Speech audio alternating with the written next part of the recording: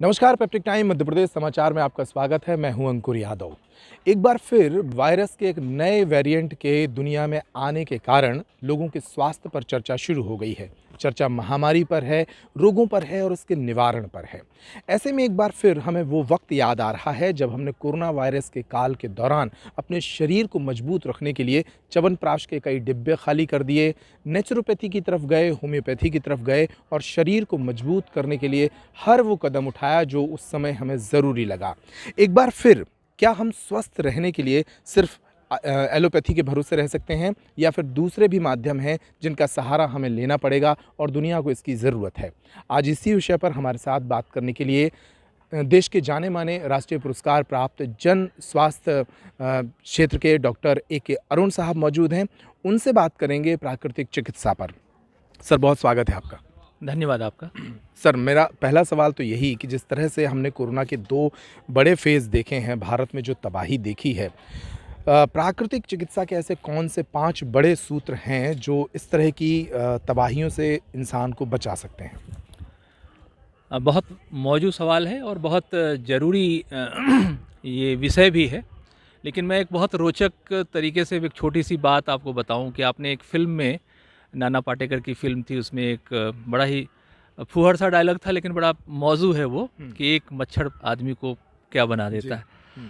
मैं उसको ये कहूँगा कि एक वायरस पूरी दुनिया को, इंसानियत को पंगु बना देता है। वो पहली बार मेरे ख्याल से 100 सवा 100 साल के बाद लोगों ने देखा है। और ये वायरस बहुत सूक्ष्म है और साधारण सा इन्फ्लुएंजा वायरस है। इसमें कोई बहुत अलग से कुछ इसके अंदर कुछ नहीं है। वो बहुत ही साधारण सा इन्फ्लुएंजा वायरस है। आपने सुना होगा सार्स कोव 2 वायरस इसको कह रहे हैं। सार्स कोव 1 वायरस से हम पिछले 100 साल से जूझ रहे हैं। और वायरसेस आदमी के इस दुनिया में आने से पहले से एग्जिस्ट करते हैं। ये एक बहुत ही कड़वा सच है। कभी कभी इंसान को ये लगता है कि वो पूरी कायनात उसके लिए बनी है। ये उसकी गलतफहमी इस वायरस ने दूर कर दी है। दरअसल यह पूरी कायनात, यानी कि यह पूरी व्यवस्था, पूरे पृथ्वी जो है, जीव जंतुओं के लिए भी है, पौधों के लिए भी है। इसमें सूक्ष्म से सूक्ष्मतम जीव भी हैं और इसमें बड़ा से बड़ा जानवर भी है। एक छोटी सी बात विज्ञान की कह के मैं आपकी बात की तरफ लौटता हूँ कि हम सब ने देखा है, पढ़ने वाले हर विद्यार्थी को ये मालूम है, हर प्रोफेसर को ये मालूम है कि डार्विन ने एक थ्योरी जिसको उन्होंने बहुत प्रचारित हुआ दुनिया में, फिटेस्ट सर्वाइवल की थ्योरी, यानी कि जो फिट रहता है वही सर्वाइव करता है। डायनासोर लुप्त हो गए क्योंकि वो फिट नहीं रह पाए, उनके अंदर अनुकूलन नहीं था, यानी कि वातावरण के अनुसार, वातावरण में बदलाव के अनुसार वो अपने आप को बदल नहीं पाए, तो वो लुप्त हो गए। एक बड़ी बात कह रहा हूँ, छोटे मुंह से कह रहा हूँ, इंसान ने अगर अपनी फितरत नहीं बदली तो वो डायनासोर होने वाला है बहुत जल्दी। कुछ 100 वर्षों में वो डायनासोर की तरह लुप्त हो जाएगा। इसलिए इंसान को बदलने की ज़रूरत है। वायरस का कुछ नहीं बिगड़ेगा। वायरस आदमी से पहले से है, आगे भी रहेगा और अरबों खरबों की तादाद में रहेगा। तो एक तो पहली बात मैं ये कहना चाहता हूँ। दूसरी बात, जो रोग के खतरे की आपने कही, निश्चित रूप से वायरस वेरिएंट होते हैं, वायरस के बहुत सारे रूप होते हैं, वायरस के बहुत सारे प्रकार होते हैं, उसकी कई जातियाँ होती हैं। जैसे आदमी अपनी जाति में वृद्धि करता है। आप देखेंगे कि एक ही जाति के व्यक्ति की शादी कई जातियों में होने लगती है। उनके बच्चे, जैसे मान लीजिए कि एक जाति की लड़की की शादी दूसरी जाति के लड़के से हो गई, तो उसका बच्चा एक तीसरी जाति का हो गया। उस बच्चे ने फिर चौथी जाति से शादी कर ली, उसकी बच्ची ने, तो फिर वो 5वीं जाति में उसका बच्चा हुआ। तो इस तरह से ये बदलाव होता रहता है। इसको म्यूटेशन कहते हैं जीव विज्ञान की भाषा में। और मनुष्यों के अंदर म्यूटेशन बहुत वक्त लेता है, लेकिन सूक्ष्म जीवों के अंदर म्यूटेशन बहुत जल्दी हो जाता है। इसलिए आपको ये वेरिएंट्स दिख रहे हैं। दूसरे वेरिएंट में ही दुनिया तबाह हो गई थी एक तरह से। अब तीसरा वेरिएंट अगर सक्रिय हो गया, ये वायरस के सक्रिय होने की बात है, अगर ये वेरिएंट सक्रिय हो गया तो स्पेनिश फ्लू वाली स्थिति आएगी। स्पेनिश फ्लू यानी कि 1919 में जो महामारी थी, उस समय आबादी लगभग आधी से भी कम थी और 7 करोड़ लोग दुनिया के ख़त्म हो गए थे उस स्पेनिश फ्लू से। तो कोरोना की मौत का आंकड़ा इसको भी पार कर सकता है, ये खतरा है।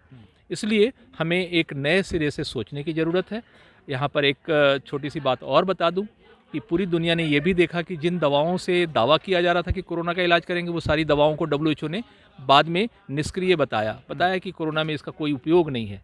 मैं इशारा कर रहा हूँ रेमडेसिविर नाम की दवा की, मैं आइवरमेक्टिन की बात कर रहा हूँ, मैं स्टेरॉइड्स के यूज़ की बात कर रहा हूँ, मैं HCQ नाम की जो मलेरिया वाली दवा है उसकी बात कर रहा हूँ। ये सारे के सारे दवाइयाँ कोरोना के इलाज में बिल्कुल बेकार साबित हुए। एक नई तकनीक प्लाज्मा टेक्निक आई थी, प्लाज्मा ट्रांसफ्यूजन की टेक्निक आई थी, वो भी टेक्निक धीरे धीरे खत्म हो गई। कुल मिलाकर बचा क्या? आपकी इम्यूनिटी, आपकी जीवनी शक्ति। उसी जीवनी शक्ति को मजबूत करने की बात शुरू से प्राकृतिक चिकित्सक कर रहे हैं, होम्योपैथी के लोग कर रहे हैं, जितने भी नेचुरल मेडिसिन साइंस के इर्द गिर्द साइंस खड़े हैं वो सब यही कह रहे हैं, लेकिन उसको कोई सुन नहीं रहा है।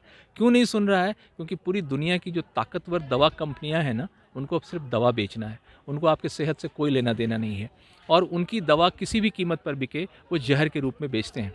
एक छोटी सी बात और बता दूं आपको कि आप याद कीजिए कि पेनिसिलिन नाम की दवा का आविष्कार हुआ था।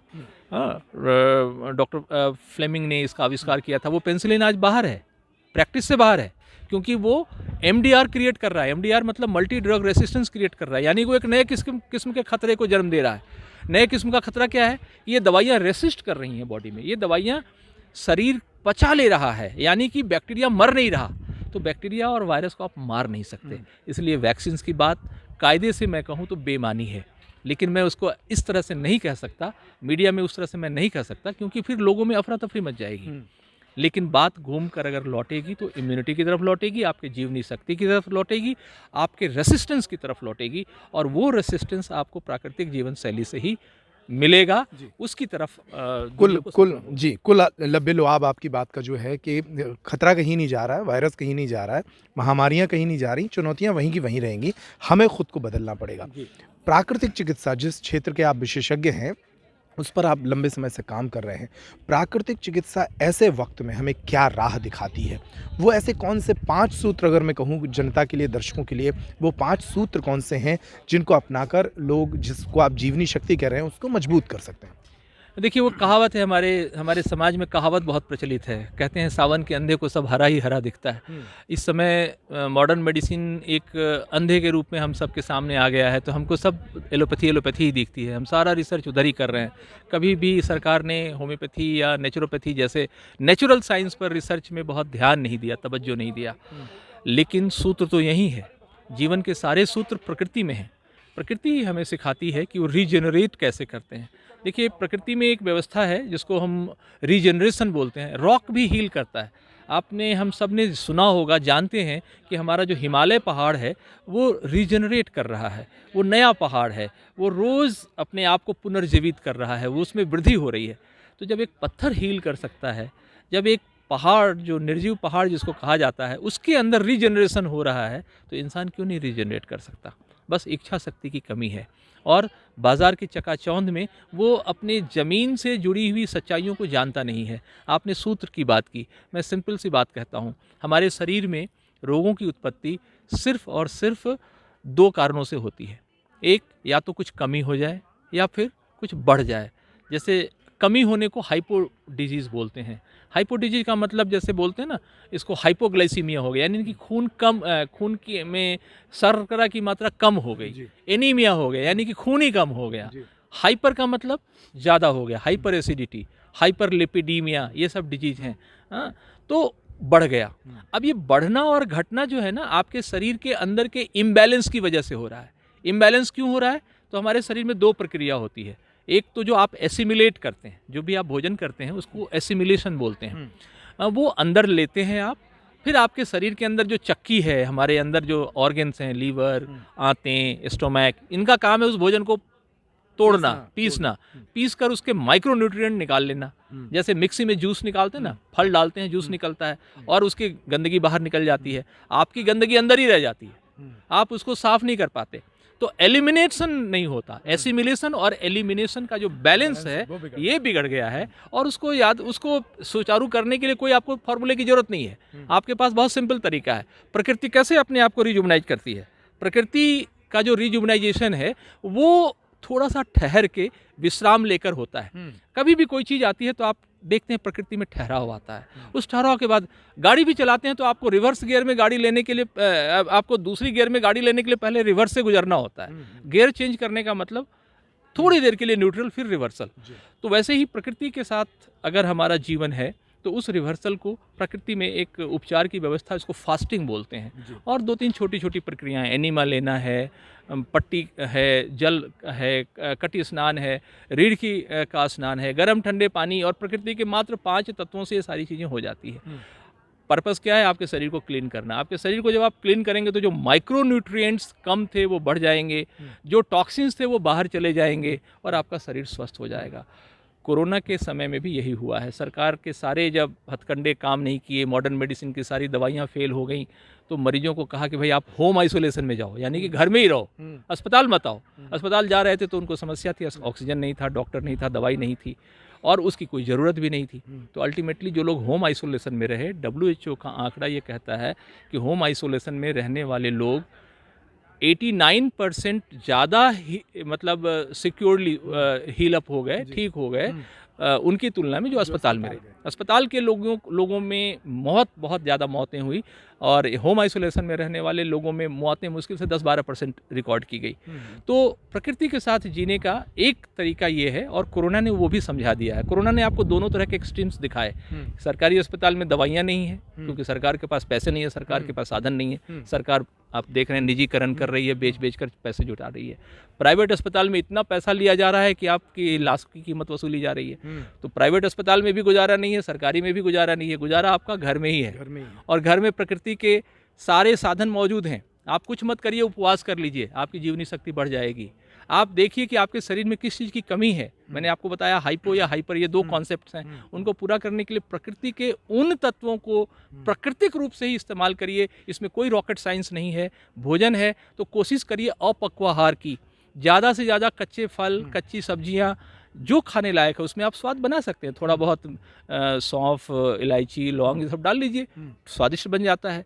और उससे आप करिए, आपका शरीर बिल्कुल एक जानवर की तरह, जैसे घास खाता है जानवर और गोबर करता है, और वो गोबर आप घर में लीप सकते हैं, लेकिन आदमी के मल को आप कुछ नहीं कर सकते, वो इतनी घृणित होता है। तो उसी तरह से गोबर की तरह जब हमारा मल निकलने लगेगा तो आप समझिए इंसान 100 साल से भी ज़्यादा जिए। तो आप महत्वपूर्ण बात ये कह रहे हैं कि हमें फास्टिंग पर फोकस करना चाहिए और एनीमा हो गया या और जो साधारण जो हमारा, मैं आहार पर ही आ रहा था, आहार बहुत महत्वपूर्ण है। प्राकृतिक चिकित्सा भी उस पर काफ़ी जोर देती है। एक हमारे दर्शकों को ये बताइए कि बहुत घर में आसानी से मिलने वाले ऐसे आहार, क्योंकि हमने कोरोना के दौरान देखा कि च्यवनप्राश के जो डब्बे 150 रुपये के आ रहे थे वो 300 रुपये के बेचे जाने लगे थे। तो घर में कैसे हम एक अच्छा आहार ले सकते हैं, प्रकृति हमें क्या सलाह देती है और उसका चुनाव करने वक्त हमें क्या ध्यान रखना चाहिए। दूसरा, मैं एक विषय और इसमें जोड़ना चाहूँगा, पानी की हमारे शरीर में क्या भूमिका होती है और उसको कैसे हमें यूज़ करना है। देखिए, मैंने कहा आपके दर्शकों को बहुत सहज रूप से बिना फीस के मैं बहुत महंगी सलाह दे देता हूँ। प्रकृति के जो सूत्र हैं वो निःशुल्क हैं, प्रकृति के जो तत्व हैं वो भी निःशुल्क हैं। आपको कुछ करने की ज़रूरत नहीं है। आप जहाँ रहते हैं उसके आसपास प्रकृति में उत्पन्न खाद्य तमाम चीज़ों को पता कर लीजिए कि आपके इस इलाके, जैसे मैं छत्तीसगढ़ में अभी छतरपुर में हूँ, तो छतरपुर में इस मौसम में क्या क्या सब्जियाँ, क्या क्या फल उपलब्ध हैं। अगर बहुत नज़दीक उपलब्ध नहीं है तो थोड़ा सा दूर आप पता कर लीजिए भोपाल में क्या मिल रहा है। मतलब आपके 100 किलोमीटर के रेडियस में जो भी फल, सब्जी, साग, जो भी प्राकृतिक जो मौसमी तौर पे जो उपलब्ध है, आप उसको घर ले आइए और आप उसको बहुत ज़्यादा करेंगे तो उबाल लीजिए या उसको स्प्राउट्स कर लीजिए। अगर वो दलहन है तो स्प्राउट्स हो जाएगा। जैसे मूंग है, मूंग को स्प्राउट कर लीजिए। स्प्राउट करते ही उस फल की जीवन को बढ़ाने की ताकत 2 गुनी से कई गुनी हो जाती है। जैसे ये एक नॉर्मल मूंग है, अगर पानी में भिगो दिया तो उसके अंदर जर्म प्लाज्म है वो एक्टिव हो जाता है, और जर्म प्लाज्म के एक्टिव होते ही उसमें अंकुर निकल जाता है, वो जीवन है। तो अगर आपने उस अंकुर को खाया तो साधारण मूंग की तुलना में आप 10 गुना 100 गुना ज़्यादा एनर्जी लेंगे, ज़्यादा पोषण ले लेंगे। तो पहला तो सूत्र ये है कि आपको कहीं बाजार जाकर कोई महंगे काजू पिस्ता बादाम खरीदने की ज़रूरत नहीं है। आपके आसपास जो भी फल सब्जी उस मौसम में उपलब्ध है आप उसको ले लीजिए। और प्रकृति देखिए कितनी खूबसूरत डॉक्टर है, वो सारे पोषक तत्व उन फल सब्जियों में भर देती है। आंवला है, लहसुन है, थोड़ा सा अगर आपको स्वाद बढ़ाना है तो खजूर वगैरह जोड़ लीजिए, नारियल जोड़ लीजिए थोड़ा, लेकिन वो है आपके आसपास का, साउथ इंडिया से सब आ जाता है। तो इस तरह से आप अपना भोजन, चटनी सबसे बेहतरीन साउथ इंडिया की नारियल की चटनी होती है। आपको पता है नारियल की चटनी पेट के लिए सबसे बेहतरीन है। तो आप इस तरह के आहार का चयन कीजिए और वो आप खुद करिए। देखिए आपके जो शर्ट की नाप आपके शरीर की नाप से ही आपके शर्ट बनेंगे। मेरे शरीर की नाप से आपका शर्ट दर्जी नहीं बनाएगा। इसलिए आप अपना आहार खुद ही चुनिए। सूत्र मैंने बता दिया। उसके लिए भी किसी कंपनी के भरोसे मत रहिए। के ब्रांड के जी जी, बिल्कुल नहीं, बिल्कुल नहीं। आप अपने आसपास देखिए आपके खेतों में क्या हो रहा है, नहीं तो पड़ोस के खेतों में क्या हो रहा है, नहीं तो पड़ोस के शहर में क्या हो रहा है, पड़ोस के गाँव। इस तरह से आप आहार जमा कर लीजिए। कोशिश कीजिए कि 60% वो कच्चा आहार आप ले सकें। जैसे खीरा है, खीरा को कच्चा खाने में अच्छा लगेगा। आम है, अगर आम का मौसम है तो आम को कच्चा खाने में आपको अच्छा लगेगा, पका हुआ आम। हाँ, तरबूज है, यहाँ पर एक क्या है, एक कैता बोलते हैं। अभी हमारे यहाँ सीताफल बहुत आ रहा है। सीताफल में बहुत आयरन है, बहुत कैल्शियम है, तो आप उसको लीजिए। शरीर अपनी एनर्जी पूरी कर लेता है। और एक छोटी सी चीज़ मैं और बताऊं कि हमारे शरीर में प्रकृति ने एक प्रक्रिया ऑलरेडी वो इनबिल्ट है। वो जैसे कहते हैं ना, टेक्नोलॉजी इनबिल्ट है, उसको बोलते हैं बायो म्यूटेशन। यानी कि आप कुछ भी खाएंगे वो पूरे ऊर्जा में कन्वर्ट हो जाता है, पूरी विटामिन में कन्वर्ट हो जाता है। आप गरीबों को देखिए ना, जो हेवी लेबर्स हैं, क्या खाते हैं? रोटी पे चटनी रख के खा ली और चले गए और 100 किलो का सामान उठा के फेंक देते हैं। आपसे 10 किलो का सामान नहीं उठेगा। आप काजू पिस्ता बादाम खाते हैं तो आप काजू पिस्ता बादाम में ताकत है कि सूखी रोटी में ताकत है? वो आपके बॉडी में बायो म्यूटेशन एक प्रोसेस है। शरीर को सिर्फ कार्बोहाइड्रेट के रूप में एनर्जी दे दीजिए, वो विटामिन्स कन्वर्ट कर लेता है। सर, आखिरी सवाल मेरा ये है कि जो एलोपैथी के तरफदार लोग हैं, जो फार्मा के तरफदार लोग हैं, वो कहेंगे कि नेचुरोपैथी हो या होम्योपैथी हो, जिसको आप नेचुरल साइंस के आसपास खड़ी पद्धतियाँ कह रहे हैं, ये हमें पहले तो इलाज हमारा कर सकती हैं, लेकिन जब ऐन वक्त आता है, जब हमें हूटर सुनाई देता है एम्बुलेंस का, तब फिर ये पद्धतियाँ हमारे साथ कोई न्याय नहीं कर पाती। हम तो हूटर तक जाने ही नहीं देंगे आपको। मैं तो देखिए प्राकृतिक उपचार में लोगों को प्राकृतिक जीवन शैली की बात कर रहा हूँ। और जब लोगों को ये समझ में आएगा, मैं आपको एक छोटा सा उदाहरण देता हूँ। एक अखिल भारतीय स्तर की मेडिकल संस्था के एक बहुत बड़े डॉक्टर मेरे मरीज़ हुए। उनके परिवार में 2 मौतें हुई इस कोरोना काल में। ये जो बड़ा खतरनाक वेरिएंट था, सेकेंड फेज़ आया था, उसमें 2 मौतें उनके परिवार में हुई और उनकी हालत बहुत क्रिटिकल थी। उनकी उम्र 70 साल से ऊपर है और रिकॉर्ड पे हैं वो, लेकिन बड़े डॉक्टर हैं, मैं उनका नाम नहीं लूँगा, आप इशारे से मैं समझा देता हूँ। उन्होंने कहा कि डॉक्टर अरुण, मैंने सब देख लिया है, समझ लिया है, अब तुम्हारे फॉर्मूले से ही हम बचेंगे। और वो सुरक्षित हैं, बचे हुए हैं और इस बात को प्रचारित कर रहे हैं और वो बहुत अच्छे प्राकृतिक चिकित्सक बन गए। दूसरी एक ज़रूरी बात, आपको ध्यान रखना है कि आपके शरीर में क्या क्या है और कितना है। आपने पानी की बात की थी, वो छूट रहा था। आपके शरीर में 70% पानी है, लेकिन आप 10% भी पानी नहीं देते शरीर को। पानी पीना लोगों ने भूल गए, तो आपकी बॉडी में प्रोसेसिंग कैसे होगी? इस प्रोसेसिंग के लिए पानी की ज़रूरत है। उपवास एक विधि है और ज़्यादा से ज़्यादा कम से कम 3 से 4 लीटर पानी आपके शरीर में बराबर उपलब्ध रहना चाहिए। बाकी काम शरीर का है, शरीर खुद ही कर लेगा। तो ये छोटी छोटी तकनीक हैं। ये फार्मा कंपनियां सब यहीं की यहीं रह जाएंगी, बड़े बड़े जो डॉक्टर्स हैं वो भी यहीं के यहीं रह जाएंगे। अल्टीमेटली बचेगी तो प्रकृति, और प्रकृति के साथ जीने वाले लोग, जीव जंतु, पेड़ पौधे, वही बचेंगे। लोगों को अपने अस्तित्व का ठीक से पता है, कंपनियों का मैं नहीं जानता, लेकिन मुझे मालूम है कि इस देश के लोग बड़े सीधे साधे लोग हैं। यहाँ के लोगों को अगर हमने जीने का तरीका बता दिया तो वो कंपनियां किनारे रह जाएंगी। वो प्रकृति से ही अपने जीने का सूत्र सीखकर अपने आप को जिंदा रखेंगे। एम्बुलेंस की ज़रूरत ही नहीं पड़ेगी। एम्बुलेंस बिल्कुल पड़ा रहेगा, बिल्कुल ऐसे वक्त के लिए जब विशेष परिस्थिति में कोई इमरजेंसी आ जाए। वो इमरजेंसी दूसरे कारण से भी आ सकती है। महामारी आ गई तो उस समय इमरजेंसी आ सकती है, एक्सीडेंट हो गया तो इमरजेंसी आ सकती है, इसलिए उसको हम इनकार नहीं कर सकते। लेकिन जो बहुत बड़ा आस्पेक्ट है, 95% जीवन का जो है, वो प्राकृतिक चिकित्सा से ही ठीक हो जाता है। 5% के लिए हमारे एम्बुलेंस रहेंगे, 5% के लिए हमारे अस्पताल रहेंगे और 90-95% के लिए प्राकृतिक जीवन शैली होगी। इसका प्रचार होना चाहिए। मैं आप जैसे मीडिया के लोगों का धन्यवाद दूंगा कि आप लोग इस बात को प्रचारित करें ताकि लोग बिना खर्च के प्रकृति के साथ रहकर अपना जीवन लंबे समय तक स्वस्थ जी सकें। यही संदेश भी है और यही आज की ज़रूरत भी है। सर, बहुत शुक्रिया अपना कीमती वक्त हमें देने के लिए और इतनी कीमती सलाह हमारे दर्शकों तक पहुंचाने के लिए। तो खुद को पहचानिए, अपने भीतर छिपे स्वास्थ्य को पहचानिए और प्रकृति के करीब रहिए। बस यही सीधा सा जवाब है प्रकृति चिकित्सा का और इसी चिकित्सा के दम पर हम आने वाली तमाम चुनौतियों से बच सकते हैं। इस इंटरव्यू में इतना ही। नमस्कार।